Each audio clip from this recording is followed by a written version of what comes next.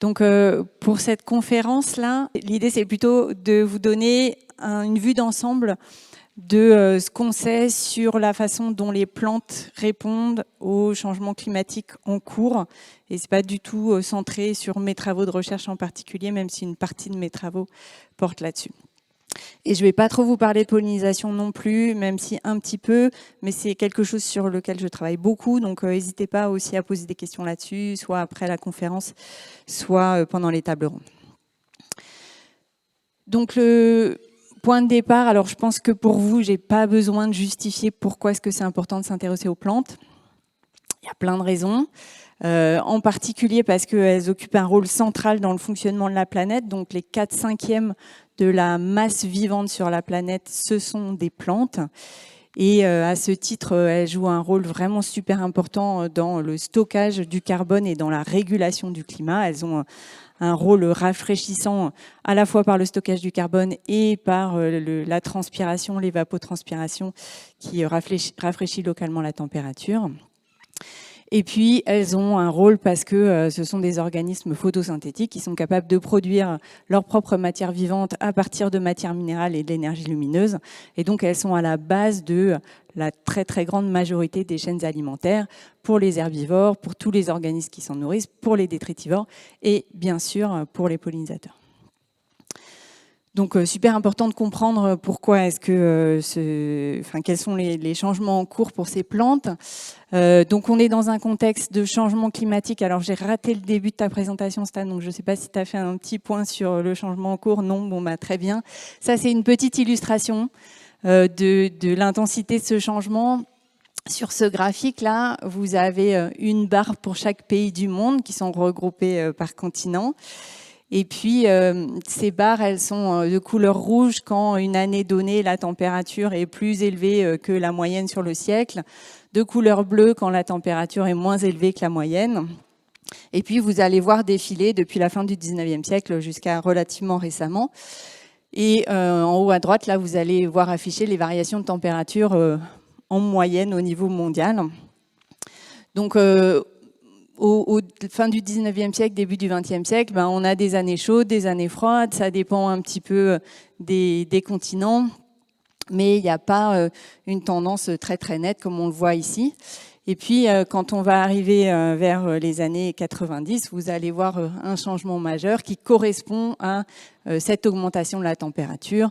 Ça n'existe plus les années froides, on n'a que des années chaudes. Cette animation-là, elle s'arrête en 2016, mais vous savez que depuis 2016, on a repassé plein de records de températures particulièrement élevées. Donc, un contexte de changement climatique, mais on peut se dire quels sont les impacts de ces changements, sachant que pour l'instant, les augmentations de température, elles sont de l'ordre de 1 degré par rapport à la moyenne récente. 1 degré, ça n'a pas l'air énorme, surtout quand on sait quelles sont les variations de température journalières ou saisonnières que rencontre n'importe quel organisme vivant. Ici, c'est un graphique que j'ai trouvé qui est pour la Grande-Bretagne, mais on peut avoir à peu près la même chose en France, où vous avez pour chaque jour le maximum de température, le minimum de température, et puis en jaune et en vert, différentes façons de calculer des moyennes. Et donc, on voit ces grandes variations journalières et saisonnières. Et dans une même journée, la température, elle peut varier de plusieurs dizaines de degrés. Donc, pourquoi est-ce que ça peut avoir des effets très forts qu'on ait une augmentation moyenne de 1 degré à l'échelle de quelques décennies? Eh ben, il y a plusieurs raisons pour ça. Et c'est lié au fait que tous les êtres vivants ont une gamme de conditions climatiques limitées dans laquelle ils peuvent vivre, survivre, se reproduire, croître. Et ça, on appelle ça la niche climatique en écologie. On peut la représenter de la façon suivante. Ici, par exemple, un graphique qui vous montre la température, les précipitations, et vous avez une zone bleu foncé au milieu qui sont les conditions optimales pour un organisme dans lequel la survie et la reproduction sont maximum. Et puis quand on sort de cette zone, eh ben, ici c'est la survie. La survie commence à diminuer et il y a même des conditions où la survie n'est pas possible. Et ça s'observe très concrètement avec les réchauffements climatiques en cours. Alors on peut le mesurer de différentes façons, hein. Ça peut être la température moyenne, mais pour les plantes, ça va être aussi les maximums, les minimums de température. Typiquement, le nombre de jours de gel, c'est super important. Ou ça peut être les quantités de précipitations, les durées de périodes de sécheresse, etc. Et donc cette sortie de la niche climatique, on l'observe concrètement, notamment lors du dernier grand épisode de canicule, en 2019, où il y a des régions en France où la vigne a littéralement cuit. Ce n'est pas une question de sécheresse, c'est que la température a dépassé le maximum acceptable pour cet organisme-là. Donc avec des températures à l'ombre au-dessus de 47 degrés, donc au soleil beaucoup plus élevées. Et donc concrètement, ce que font les changements climatiques, eh bien, ça fait que de plus en plus régulièrement, les conditions climatiques vont sortir de cette niche écologique, des gammes qui sont tolérées par les organismes vivants. Et donc, on va avoir de plus en plus souvent ces épisodes qui peuvent juste produire de la mortalité pour les êtres vivants et notamment les plantes. Et puis, l'autre chose que ça va faire, c'est que ça va déplacer les conditions qui sont favorables pour les êtres vivants. Donc sur cette carte-là, pour ces cartes, vous avez ce qu'on appelle les isothermes, donc un découpage des zones où, par exemple, ici, la température moyenne de l'année est de 12 degrés, actuellement en France, et puis avec des scénarios qui sont produits par le GIEC, d'ici 2050, d'ici 2070 et d'ici 2100. Et vous voyez par exemple qu'une espèce de plante qui serait bien adaptée à vivre dans des conditions climatiques qui sont de l'ordre entre 6 et 8 degrés de moyenne de température annuelle, qu'on trouve par exemple sur le Massif central, et d'ici 2100, il n'y a plus beaucoup d'endroits en France où ces conditions sont rencontrées. Donc des sorties des conditions acceptables pour les organismes et des déplacements dans l'espace des zones qui sont favorables pour les espèces. Alors on peut essayer d'anticiper quels vont être ces déplacements de conditions climatiques favorables pour les espèces en faisant de la modélisation. Donc le principe, il est assez simple. Il faut juste avoir des données sur la présence et l'absence des espèces qui nous intéressent. Donc ça, ces données-là, on peut les avoir assez massivement. Par exemple, vous avez des initiatives internationales qui regroupent toutes les données de biodiversité existantes, donc des présences d'espèces. Alors dans ces données-là, on a beaucoup de données d'oiseaux. C'est quand même le groupe qui est le plus étudié. Mais on a quand même pas mal de données de plantes et d'insectes aussi. Alors, c'est beaucoup de données, hein, c'est plus de 2 milliards de données. Ma carte, elle est un peu vieille, je pense qu'on n'est pas loin de 3 milliards maintenant, ça monte très très vite. Vous voyez que ces données, elles sont quand même un tout petit peu biaisées. Donc, on a surtout des données dans les pays industrialisés. Elles ont un petit peu des erreurs. Vous avez beaucoup de données autour de la latitude 0, là. Ça, c'est un petit peu suspect. Mais c'est quand même une source de données qu'on peut utiliser pour caractériser où sont les espèces. Et on peut essayer de les compléter avec un certain nombre d'autres outils pour essayer d'identifier les espèces dans leur environnement naturel. Et notamment, il y a pas mal d'outils technologiques qui sont en train de se développer pour, par exemple, de la reconnaissance automatique d'espèces par image ou par son. Vous connaissez sûrement l'application PlanteNet, qui est vraiment en train de progresser de façon assez impressionnante sur sa capacité d'identification, même si, bien sûr, elle fait encore beaucoup d'erreurs.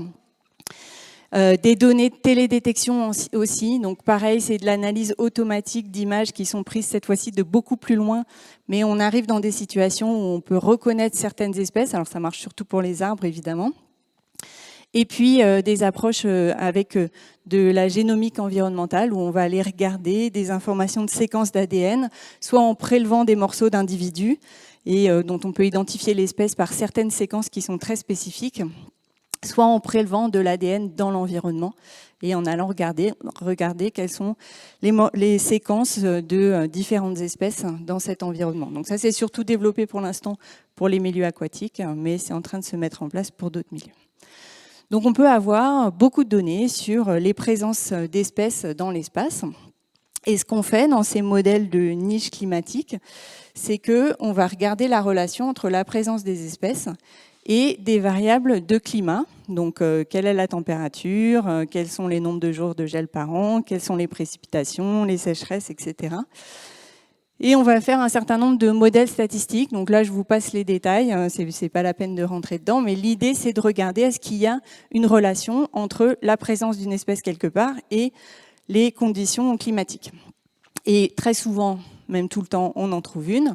Et ça nous permet de construire des cartes de climat favorables pour ces espèces, qui sont l'ensemble des conditions qui permettent la présence de l'espèce. Dans l'absolu, ce n'est pas une carte très intéressante, parce qu'en général, ça nous dit que les climats favorables sont là où l'espèce est présente. Donc on n'avait pas besoin de faire ça. En revanche, ça devient beaucoup plus intéressant quand on utilise cette connaissance de quels sont les climats favorables pour regarder où vont être les climats favorables dans le futur avec les projections qui sont produites par le GIEC. Donc, le GIEC y produit un certain nombre de projections à partir de scénarios sur la croissance de la population humaine, les choix économiques, les choix de transition énergétique ou pas, qui prédisent des augmentations de température qui vont de l'ordre de 2 degrés si on arrive à peu près à limiter les émissions de gaz à effet de serre à des valeurs beaucoup plus élevées dans le cas où on continue sur le rythme actuel. Et on peut mettre ça, on peut regarder sous ces scénarios où vont être les conditions climatiques qui sont favorables pour une espèce donnée. Alors je commence par un exemple avec une espèce de plante qui est une espèce typiquement méditerranéenne, c'est le chêne vert. Vous avez sa distribution, là, les points rouges, ce sont les points où l'espèce est observée. Donc elle est un tout petit peu dans le sud-ouest et sur la façade atlantique, mais quand même le gros de sa distribution, c'est vraiment la région méditerranéenne. Et donc ça, c'est la carte des conditions climatiques qui sont favorables. Plus les couleurs vont vers le rouge, plus vous avez une forte probabilité d'observer l'espèce à cet endroit-là parce que le climat est favorable. Ça, c'est ce qu'on prédit en 2050. Alors, dans un scénario, ça c'est un scénario du GIEC qui est un scénario très modéré. C'est le scénario si les sociétés humaines arrivent à limiter leurs émissions de gaz à effet de serre et que les augmentations de température ne sont pas trop importantes. Vous voyez que tout de suite, là, la façade atlantique commence à être pas trop défavorable pour le chêne vert. Et quand c'est gris ici, c'est que c'est devenu trop chaud. Et ça, pardon, c'est en 2100. 2100, région méditerranéenne, pas favorable du tout pour le chêne vert. En revanche, le sud de la Bretagne, c'est pas mal. Alors, il faut faire très attention avec ces scénarios, je vais vous en reparler après. Un point d'intention notamment, c'est que ceci n'est pas une carte de distribution du chêne vert en 2100. C'est une carte où, selon les modèles du GIEC, le climat serait favorable pour le chêne vert en 2100. Encore faut-il que l'espèce soit capable de se déplacer pour suivre les changements du climat, et ça, on va en reparler. À noter aussi, dans ce cas-là, dans ce cas-là, on est dans une situation où la surface de climat favorable pour l'espèce augmente à l'échelle de la France pour cette espèce. Deuxième situation, le hêtre, une espèce qui, pour le coup, préfère de loin les climats frais. Vous avez ici la carte des climats qui sont favorables, donc c'est vraiment sur les sommets des montagnes.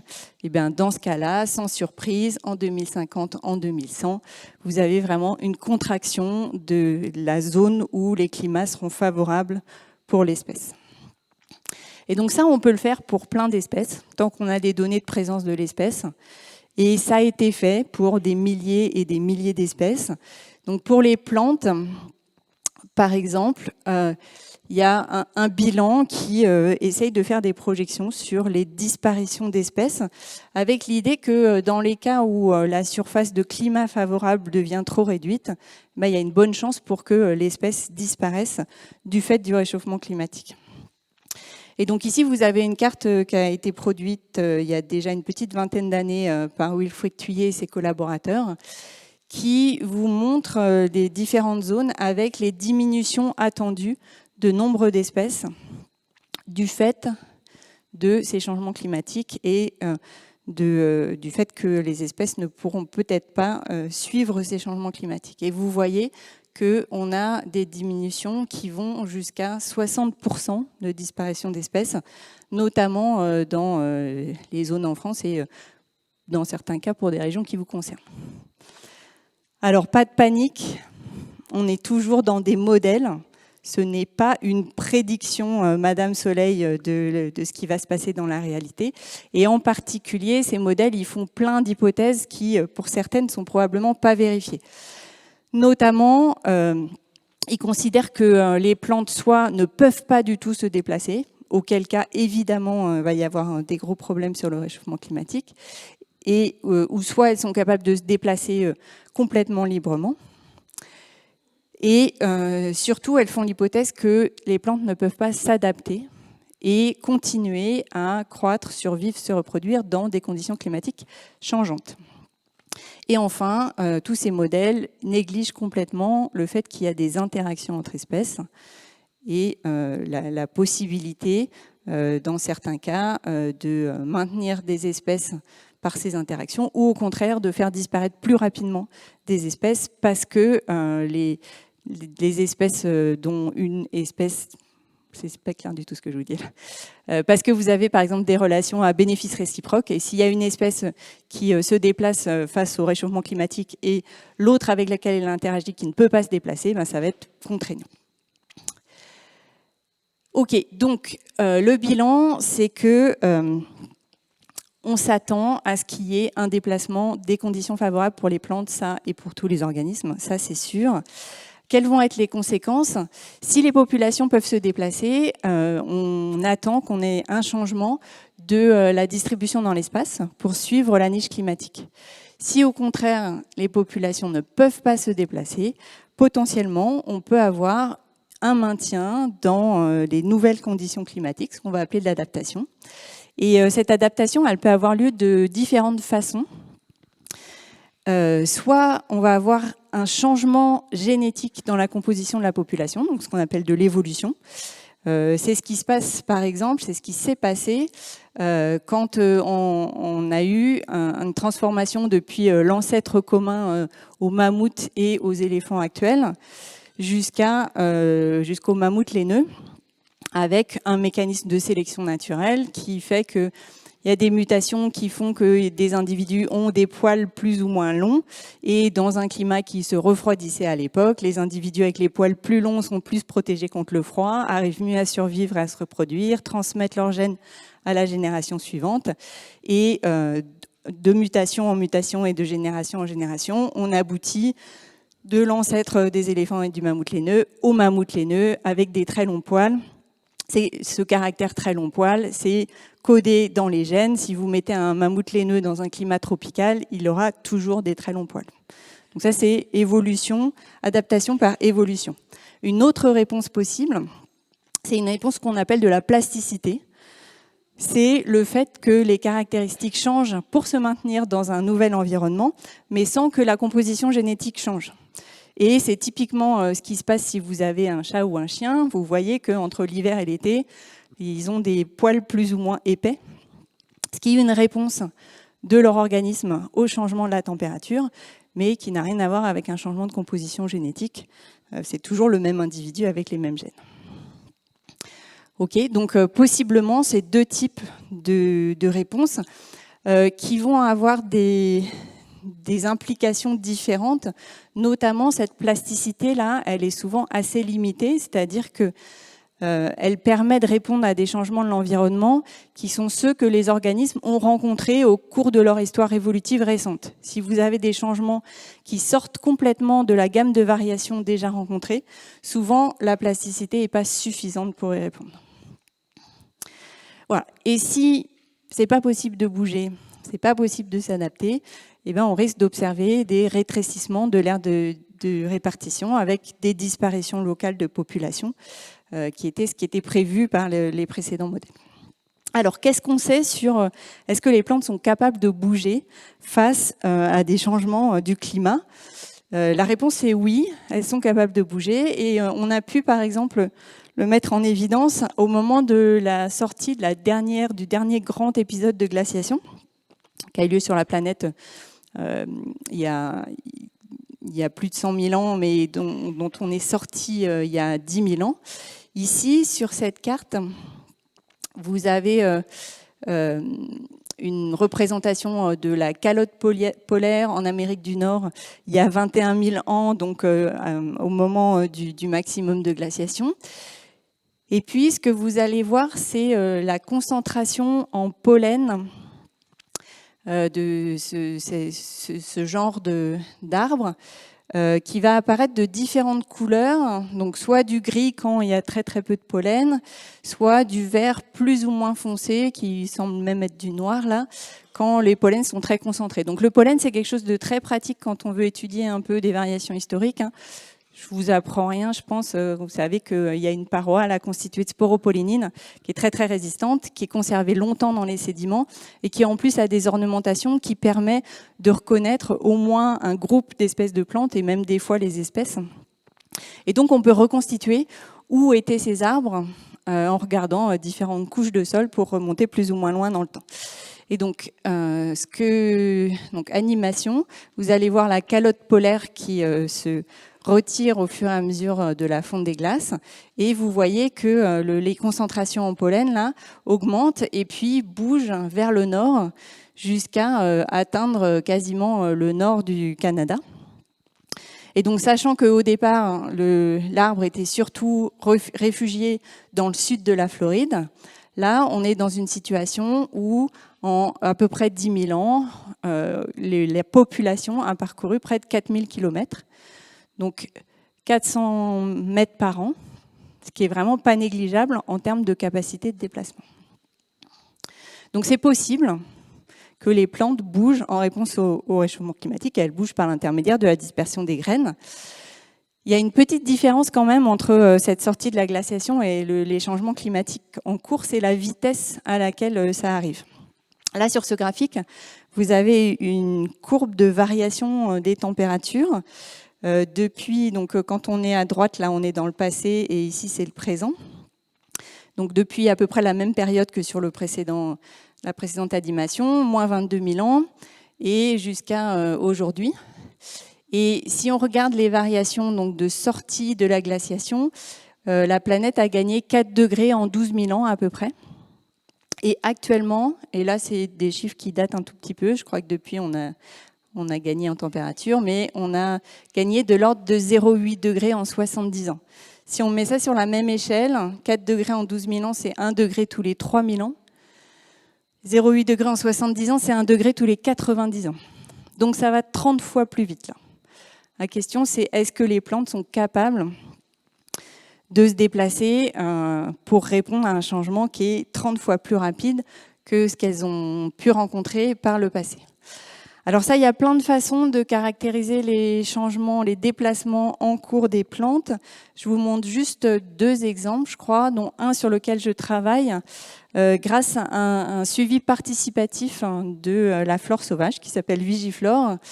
Le principe, c'est de demander à des bénévoles botanistes très pointus, parce qu'il s'agit d'être capable d'identifier toutes les espèces de plantes sur un site, y compris quand elles ne sont pas en fleurs, et idéalement presque au stade plantule. On demande à ces botanistes bénévoles d'aller suivre des sites qui sont distribués de façon systématique sur le territoire tous les ans et de faire la liste des espèces présentes et de leur abondance. Donc vous avez un système qu'on appelle de mailles, donc ce sont des carrés de 1 km sur 1 km. dans lesquels il y a 8 sites qui sont des placettes de 10 mètres carrés et dans lesquels il faut répertorier toutes les espèces présentes. Et ça permet d'une part, donc c'est en place depuis 2009, donc on a une bonne quinzaine d'années de recul. Ça permet d'une part de regarder les variations d'abondance de certaines espèces qui sont suffisamment communes pour qu'on ait assez de données pour faire des statistiques dessus. Et puis ça permet de regarder aussi comment la composition des communautés végétales change au cours du temps.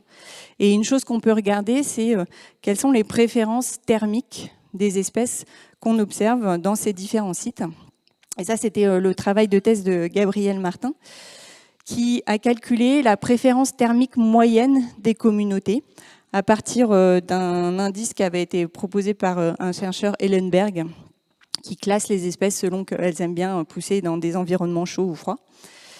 Et ce qu'elle a observé, c'est qu'au cours du temps, cette préférence thermique moyenne, elle augmente.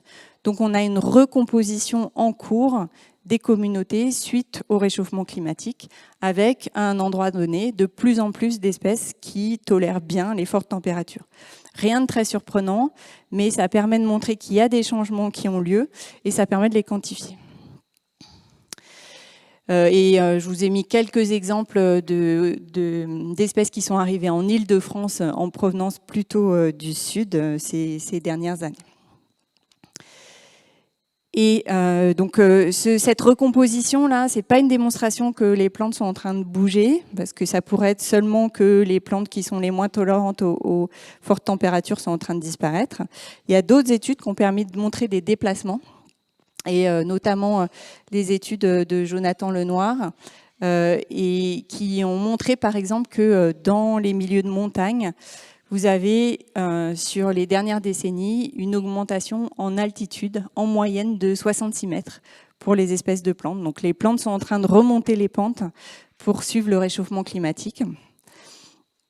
Et une autre étude qui a été faite cette fois-ci dans les forêts, à la fois en montagne et en plaine. Donc c'est une étude des communautés de plantes de sous-bois dans les forêts qui compare les variations du climat en rouge et les variations de la composition des communautés de plantes comme indicatrices du climat.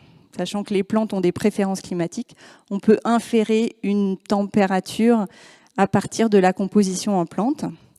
Et ce qu'on voit, c'est que dans les montagnes, le climat se réchauffe, donc plus 1 degré par exemple ici, et de la même façon que ce qu'on a vu avec Vigiflore à l'échelle de la France entière, la préférence moyenne la préférence thermique moyenne des plantes se réchauffe aussi, mais vous voyez pas aussi vite que le climat. Le climat a gagné 1 degré, les plantes ont seulement été capables de récupérer 0,5 degré. Et en plaine, le climat s'est réchauffé aussi. En revanche, la composition des communautés ne change pas. Les plantes ne sont pas capables de suivre le réchauffement climatique en plaine. Et ça, c'est lié alors à plusieurs choses. Ça peut être parce qu'elles peuvent être un peu plus tolérantes aux variations de température, mais c'est très probablement lié au fait qu'en montagne, les distances de déplacement pour trouver un climat plus frais, elles sont relativement courtes. Il suffit juste de remonter les pentes. Alors qu'en plaine, les distances pour retrouver un climat plus frais, c'est plusieurs dizaines, voire centaines de kilomètres. Ce qui est beaucoup plus compliqué pour les espèces comme les plantes qui ont des capacités de dispersion relativement limitées. Donc le bilan, là, c'est qu'il y a des déplacements. Ils ont l'air de ne pas être suffisants. Et puis des fois, il y a des déplacements qui vont dans des sens un petit peu inattendus. Donc ça, c'est une étude en Amérique du Nord sur des populations d'une espèce de pin qui ont plutôt tendance à descendre des montagnes, à diminuer en altitude. Et ça, c'est lié au fait qu'il n'y a pas que la température en fait, qui influence la croissance et la survie des plantes. Il y a aussi les précipitations. Et en l'occurrence, dans ce cas-là, les précipitations sont plus favorables pour la croissance des plantes aux plus basses altitudes. Et donc, c'est une situation où les plantes vont plutôt descendre les montagnes, avec le risque qu'à un moment, elles rencontrent des températures qui sont trop élevées par rapport à leur niche climatique. Alors, là, pour l'instant, je vous ai juste parlé de plantes et même pas beaucoup de plantes mellifères, je suis désolée. une des questions qui se pose, c'est est-ce que ces changements-là, ça peut avoir des conséquences pour les interactions entre les plantes et les autres organismes, et notamment avec les pollinisateurs. Et il semble que oui, parce que les capacités de dispersion ne sont pas les mêmes.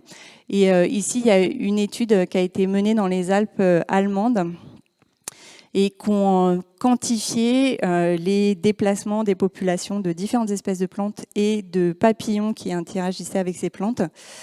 Et qu'on montrait que les plantes et les papillons étaient capables de se déplacer. Donc sur ce graphique, en fait, vous avez la variation en altitude de populations pour différentes espèces de papillons à gauche et différentes espèces de plantes à droite. Donc quand vous avez des valeurs positives, ce sont les populations qui ont remonté les pentes.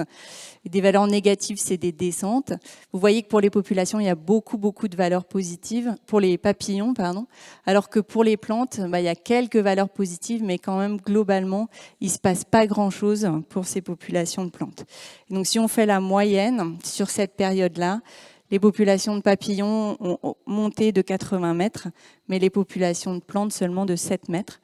Donc on peut se retrouver dans des situations de découplage de relations entre espèces dues à des différences de déplacement. Donc sur ce point-là, on sait que les plantes sont capables de se déplacer, mais que ces déplacements sont insuffisants. Ça, c'est un graphique qui vient d'une étude mondiale sur plein de groupes différents qui caractérise à quel point à quelle rapidité les aires de distribution changent dans l'espace. Donc quand vous avez des valeurs positives, là, c'est que vous avez des déplacements qui suivent les réchauffements climatiques. Et les plantes, elles sont en vert et en marron, elles sont quasiment toutes sur le zéro. En moyenne, ça bouge pas trop quand même. Donc se pose la question elles n'arrivent pas à bouger assez vite, donc elles vont rencontrer des nouvelles conditions climatiques. Est-ce qu'elles peuvent s'adapter à ces nouvelles conditions climatiques? Donc ça va être la dernière partie de ma présentation. Alors ça, il y a différentes façons pour essayer d'étudier comment est-ce qu'une population s'adapte à un changement de l'environnement. Il y a une approche qu'on appelle l'écologie de la résurrection. Je ne sais pas si vous en avez déjà entendu parler. L'idée, c'est de réussir à trouver des vieilles populations. Et ça, avec les plantes, ça marche bien parce qu'elles ont des graines qui restent viables pendant assez longtemps.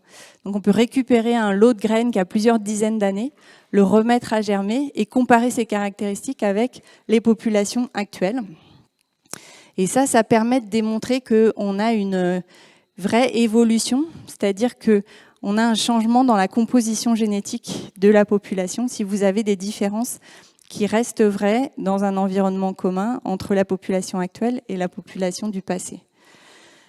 C'est assez rare, hein, il faut quand même disposer de ces lots de graines un peu vieux. Ce qu'on fait beaucoup plus, c'est soit des suivis dans le temps, et ça, on peut observer des changements de caractéristiques, je vais vous en montrer, mais sans faire d'autres analyses, on ne sait pas si c'est un changement plastique sans changement de la composition génétique ou une vraie évolution. Et puis, on peut aussi comparer les choses dans l'espace, qui se fait beaucoup également. Par exemple, le long de gradients d'altitude en montagne, on peut essayer de transférer des populations, prendre des populations d'altitude, aller les faire pousser plus bas pour regarder ce qui se passe si le climat change.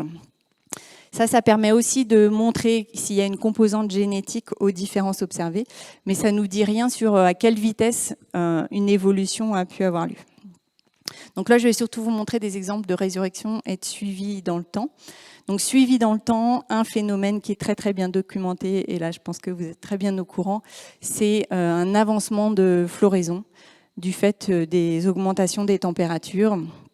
Ici, une illustration avec la date moyenne de vendange dans un échantillon de vignobles français.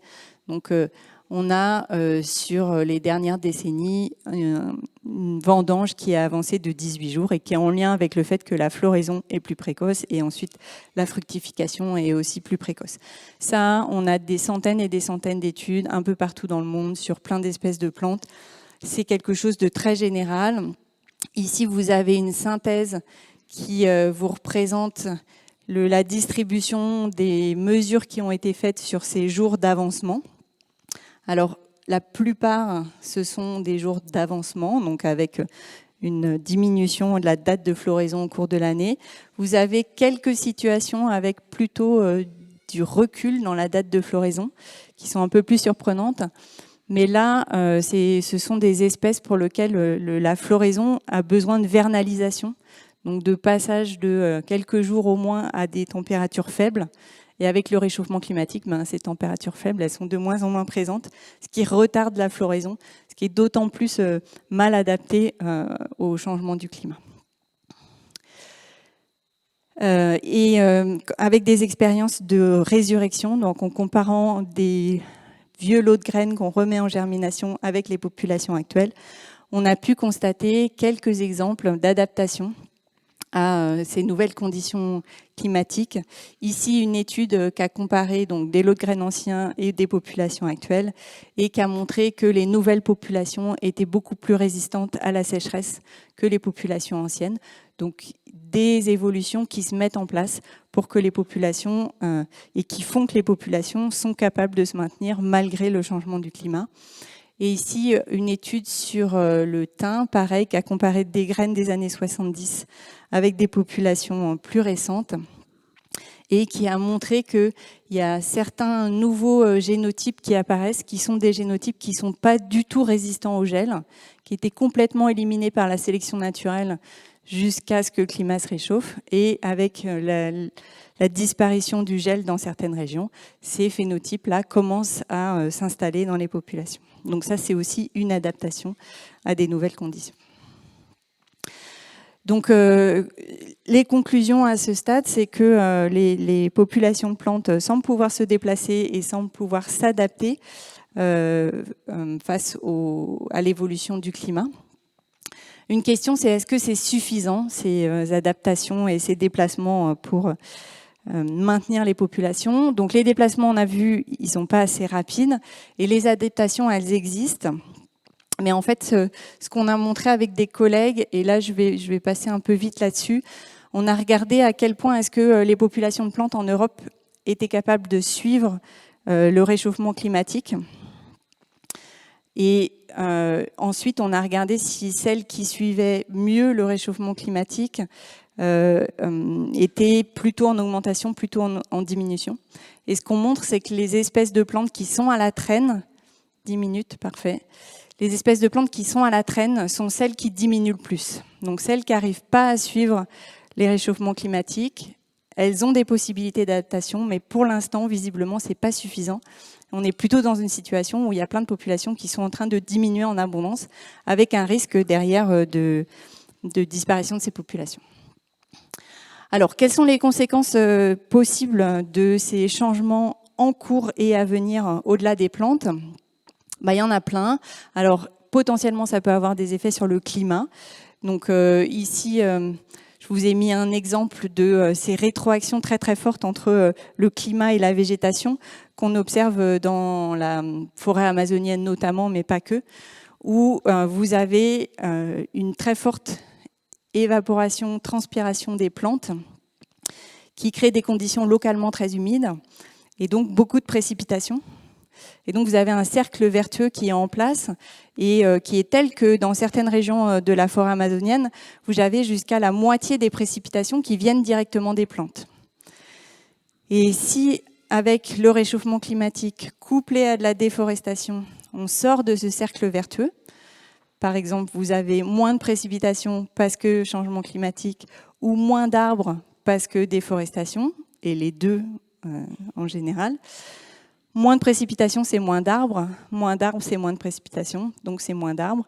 On peut rentrer dans un cercle infernal qui, pour certains modèles qui existent de couplage entre la végétation et le climat, certains modèles prédisent qu'on peut avoir une disparition rapide de la forêt amazonienne qui va se transformer en savane du fait de ce système de cercle infernal. Donc ça, c'est une conséquence possible. Ah oui, il y avait la carte. Vous voyez ici, sur cette carte-là, le pourcentage de précipitations qui viennent de la végétation. Dans cette zone-là de la forêt amazonienne qui est collée aux Andes, c'est la moitié des précipitations qui viennent de la végétation. Alors après, il peut y avoir des effets un peu plus bizarres et inattendus. Par exemple, pour cette espèce de plante, là, une espèce de valériane, c'est une espèce avec des sexes séparés, des plantes mâles, des plantes femelles. Et les mâles sont plus favorisés par un climat plus chaud. Et donc, avec un réchauffement climatique, on peut s'attendre à ce qu'il y ait de plus en plus de mâles, de plantes mâles dans la population. Et donc, possiblement, des effets du réchauffement climatique sur la reproduction. S'il y a de moins en moins de femelles, la production de graines va être vraiment altérée. Et enfin, on va parler un petit peu pollinisateurs. On peut s'attendre à avoir des décalages entre les plantes et les pollinisateurs. Donc, je vous ai déjà donné un exemple avec les plantes et les papillons dans les Alpes allemandes. On a un avancement de la phénologie chez les plantes. On sait aussi qu'on a un avancement de la période d'activité pour les pollinisateurs. Ici, reconstruit à partir de données de collection. Et de façon générale, pour l'instant, les études ont plutôt l'air de suggérer que les avancements restent comparables en termes de date d'activité entre les plantes et les pollinisateurs. On a des découplages spatiaux, mais on a assez peu de découplage temporel. Alors, il y a quand même des exceptions. Ici, une étude chez cette espèce de plante-là qui est pollinisée par des bourdons, où la floraison, la date de floraison est déclenchée par la fonte de la couverture neigeuse, alors que la date d'activité des bourdons, elle, est déclenchée par la température du sol. Quand elle passe au-dessus de 6 degrés, vous avez émergence des individus.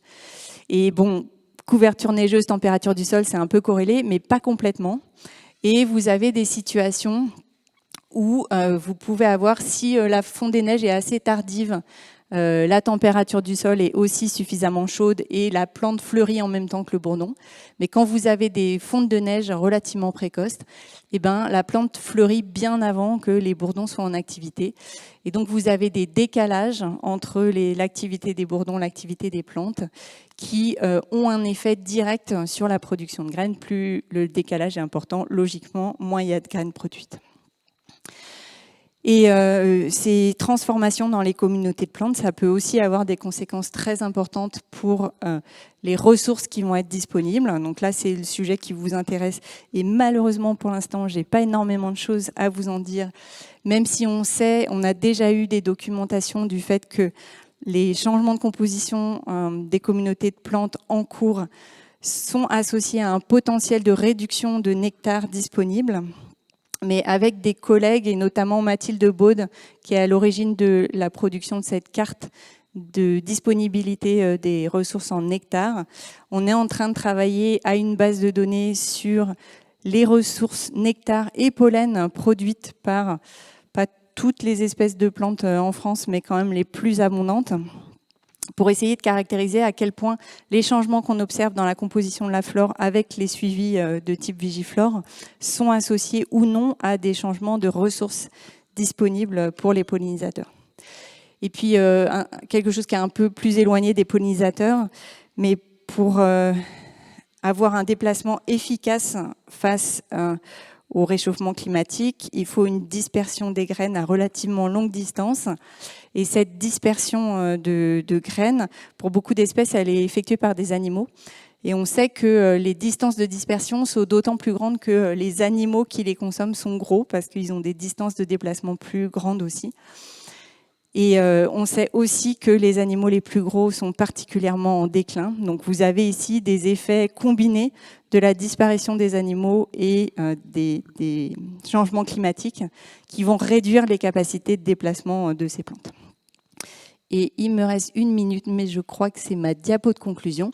Donc, on a des données disponibles qui nous suggèrent que les plantes peuvent répondre en se déplaçant dans l'espace et en changeant les caractères, notamment la phénologie. Globalement, ces changements ne sont pas suffisants. Les communautés de plantes sont en train de se transformer et pour certaines, on est en train de détecter des déclins. Un petit avertissement sur le fait que le changement climatique n'est clairement pas la seule cause de transformation de ces communautés végétales et de la biodiversité en général. Et ça ça a des implications assez fortes pour la conservation, ce constat qu'il y a une possibilité de réponse au changement climatique, mais qui ne sont pas suffisants, et notamment des discussions de faire ce qu'on appelle les translocations de population, c'est-à-dire aider les populations, les individus à se déplacer face au changement du climat. Et de façon générale, tout ça, ça motive vraiment la volonté d'essayer de conserver la diversité génétique, qui est vraiment le matériau pour l'évolution des populations et qui suppose de conserver des grandes populations en bonne santé. Et j'ai terminé. Merci beaucoup.